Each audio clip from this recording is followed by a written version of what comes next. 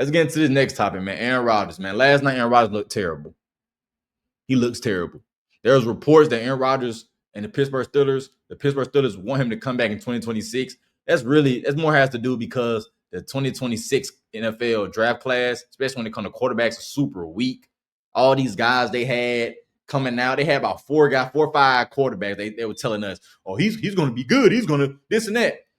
Man, all these guys, they told us either going to return next year, go back to school because they didn't have a good year this year, or they're probably going to be a third-day quarterback or do injured for the season. So all these guys they were hyping up, all overrated.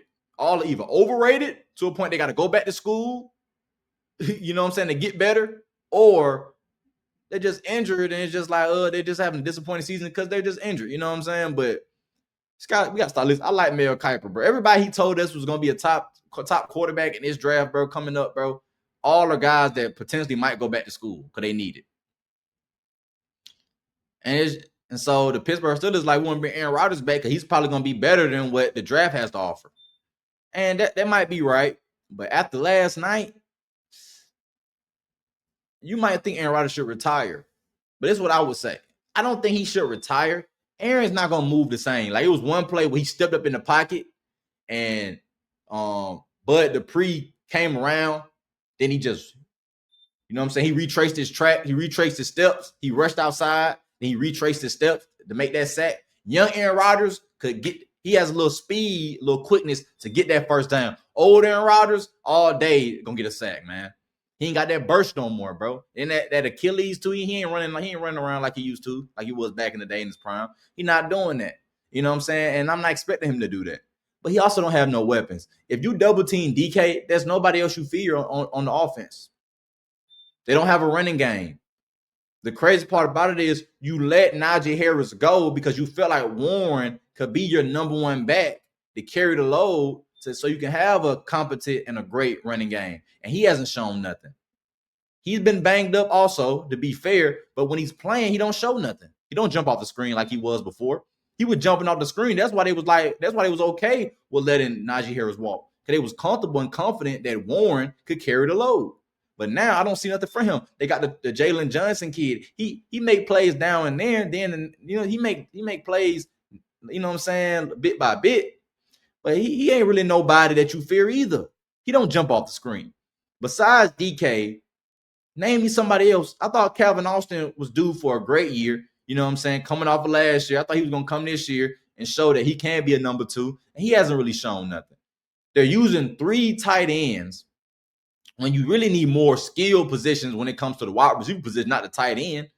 You know what I'm saying? You're using Washington 300 pounds, really a block tight end. Jonnu Smith, who looked old. He made a Pro Bowl last year. So they expect him coming in to the team, he was going to be somebody that's going to be good. But he hasn't really shown nothing. The team just overall isn't good on offense. The O-line is inconsistent. Just like the Falcons inconsistent, their O-line is inconsistent. And he don't have nobody else to throw to. The defense is great. The defense is great when it wants to be. If they're not getting no turnovers, they're mid. When they're getting turnovers, they're the best thing in the NFL that you see. They're getting it. They're sacked. They can strip sack the quarterback. They can pick the quarterback off. They're all over the quarterback.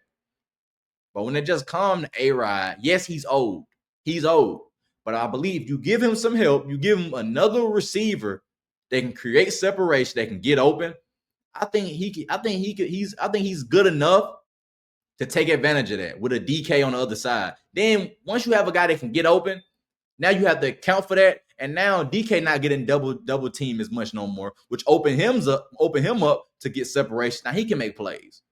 So when I look at Aaron Rodgers, yes, he probably will retire after this season because he looks super, super duper old. But if he doesn't, and if Pittsburgh brings in another weapon for him, I'll be okay with that. I'll be okay with seeing Aaron Rodgers come back for his 22nd season. But if they don't bring him another weapon, there's no reason to come back, bro. You might well let Will Howard deal with that. Let him deal with that. You know what I'm saying? Let him have experience. Bring him in and let Mason Rudolph carry the offense and be the guy of the offense, man.